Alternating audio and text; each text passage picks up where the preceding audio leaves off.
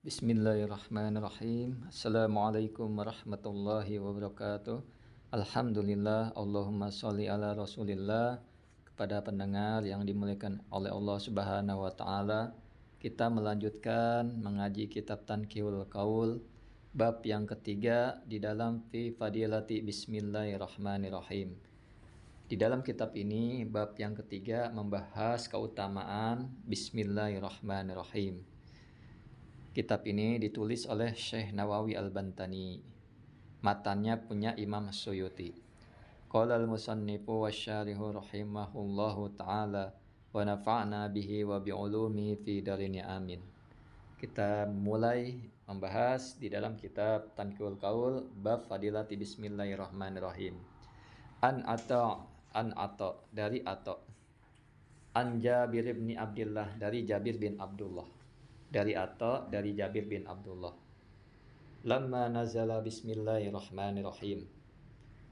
Ia mengkisahkan, meriwayatkan bahwa ketika lamma nazala bismillahirrahmanirrahim, ketika turun apa bismillahirrahmanirrahim.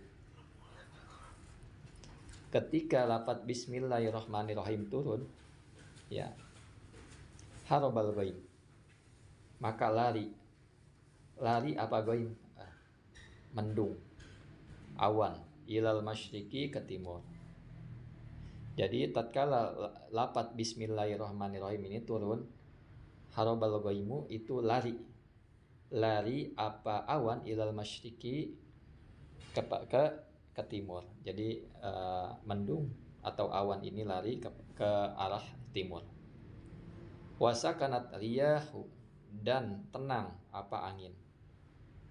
Lafaz bismillahirrahmanirrahim turun, awan atau mendung lari ke timur, beralih ke timur, dan angin-angin tenang. Waha jal bahru, dan bergelombang. Al bahru apa laut, jadi laut bergejolak bergelombang. Wa asgotil bahaimu biadaniha, dan mendengarkan al bahaim, hewan-hewan biadaniha, dengan telinga-telinganya hewan peliharaan. Warujimat syayatinu minas samai, dan dirajam siapa setan minas samai, dari langit. Jadi ada beberapa keadaan tatkala lafaz bismillahirrahmanirrahim turun. Yang pertama adalah harabal ghaim, lari mendung apa awan ke arah timur. Wasakanat riyahu, dan tenang apa rih angin.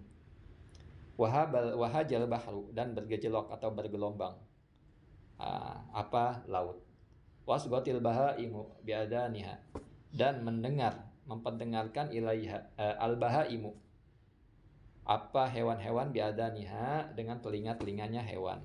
Jadi hewan itu turut mendengar kalimat bismillahirrahmanirrahim itu. Warujimatis syayatinu, dan dirajam apa siapa setan minas sama, dari langit. Wahalafallahu, dan bersumpah Allah, siapa Allah, azza wa jalla, yang maha luhur, yang maha mulia dan maha agung, siapa Allah, biizzatihi, dengan kemuliaannya Allah. Nah, Allah di sini bersumpah dengan kemuliaannya. Apa sumpahnya? La yusamma, tidak disebut, tidak dinamakan atau tidak disebut ismuhu apa namanya Allah, ala saqmin, atas sebuah penyakit, illa safahu, kecuali menyembuhkan siapa Allahu kepada orang. Jadi kalau ada orang sakit, dibacakan bismillah, entah di air atau di apapun yang kita tujukan untuk pengobatan. Di situ disebut nama Allah atas sebuah penyakit, illa safahu, kecuali Allah akan menyembuhkannya. Wala yusamma, dan tidak disebut ismuhu apa namanya Allah, ala syai'in, atas sesuatu, illa baraka fihi, kecuali memberi keberkahan siapa Allah fihi, di dalamnya sesuatu tersebut. Jadi kalau perkara apapun kita sebut bismillah, mau perkara dunia maupun perkara akhirat, kita sebut bismillah, maka akan ada keberkahan di dalamnya. Ya. Sesuatu yang sakit atau penyakit ketika disebut bismillah, maka Allah akan menyembuhkan. Waman qara'a, dan barang siapa qara'a yang membaca siapa orang bismillahirrahmanirrahim pada lafaz bismillahirrahmanirrahim dakhalal jannah, maka akan masuk surga. Tentunya lafaz bismillah dengan amalan-amalan yang Allah perintahkan, bukan bismillahnya tapi orangnya suka maksiat. Dzakarahu, menyebutkan hu pada pendapat, pada keterangan Sayyidi Syekh Abdul Qadir Jailani, yaitu Sayyidi Asy-Syaikh Abdul Qadir Jailani, yaitu Imam Syekh Abdul Qadir Jailani. Wa qala sallallahu alaihi wasallam, dan bersabda ianya Nabi sallallahu alaihi wasallam. Apa sabdanya? Ma min abdin, tidaklah dari seorang hamba yaqulu, yang berkata bismillahirrahmanirrahim, lafaz bismillahirrahmanirrahim, illa, kecuali dzabasyaitonu, kecuali meleleh apa siapa setan, kama yadubur rososu, seperti melelehnya rosos timah. Jadi kalau seorang hamba dia beraktivitas mengucapkan bismillah, atau kegiatan apapun, atau dia lagi melakukan apapun dengan mengucapkan bismillah, maka setan akan meleleh seperti melelehnya timah. Bifatiro alanar, atas api. Nah, di sini melelehnya timah atas api. Waqala Ibnu Mas'udin, dan berkata ianya Ibnu Mas'ud. Berkata siapa Ibnu Mas'ud? Asyaitonul mu'min, setannya orang beriman, maksudnya penjaganya yang suka gangguin. Nah, setan-setan, jin-jin jahat yang suka menggangguin orang beriman.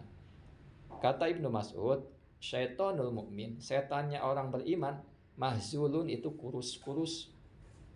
Nah, kurus karena bagaimana enggak kurus? Setiap aktivitas dia baca bismillah. Mau makan bismillah. Sedangkan kalau makan tidak bismillah, setan akan ikut makan, maka menjadikan dia gemuk. Tapi kalau dia makan baca bismillah, mau tidur bismillah, setan tidak akan berkutik dengan kalimat bismillah tersebut. Wa qala Qis Ibnul Hajjaj, seorang ulama, qala li, berkata kepadaku, syaitoni, setan-setanku. Ini kisah saja.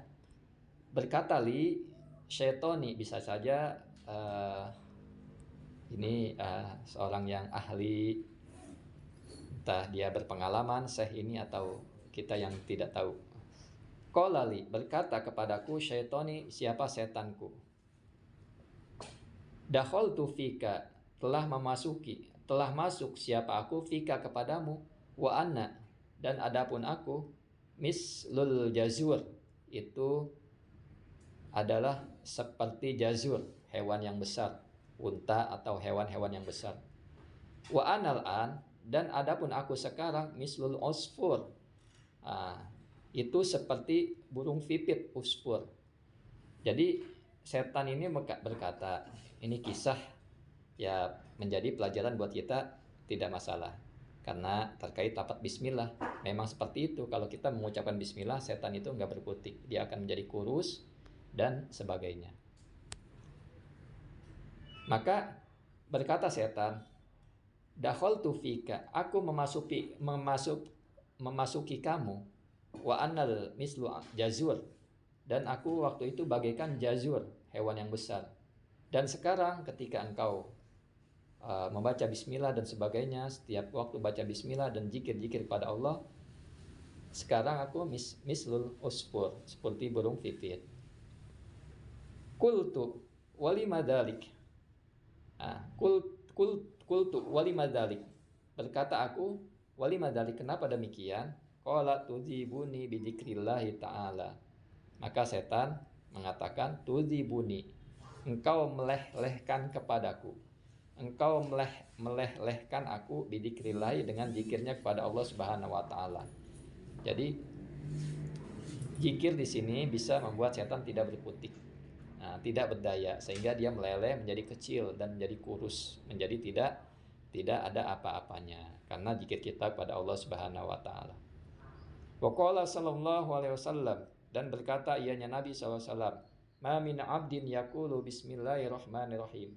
Tidaklah dari seorang hamba yaqulu yang berkata bismillahirrahmanirrahim pada lafaz bismillahirrahmanirrahim illa kecuali amarallahu taala memerintahkan siapa Allah yang maha lahur siapa Allah al-kirama pada kiram ay alallahi taala al-katibina. Nah, maksudnya adalah ketika seseorang hamba, tidaklah seorang hamba yakulu yang mengatakan pada bismillahirrahmanirrahim illa kecuali amarallahu kecuali Allah akan memerintahkan al-kirama pada malaikat al-katibina maksudnya adalah malaikat penulis ay a'malan nasi yaitu penulis pada amal-amal manusia. Jadi kalau orang membaca lapat bismillahirrahmanirrahim di suatu kegiatan atau di suatu kondisi dia lagi sedang apapun, dia baca bismillahirrahmanirrahim, maka Allah akan memerintahkan kepada malaikat pencatat amal manusia ayak tubuh agar mencatat siapa malaikat fi diwanihi di dalam sohaifihi di dalam lembaran-lembaran amal orang itu arba'amiyati hasanatin pada 400 kebaikan. Luar biasa kalimat bismillahirrahmanirrahim. Semoga kita selalu dijadikan hamba-hamba Allah yang selalu berzikir. Cukup sampai di sini dulu, kita teruskan nanti. Assalamualaikum warahmatullahi wabarakatuh.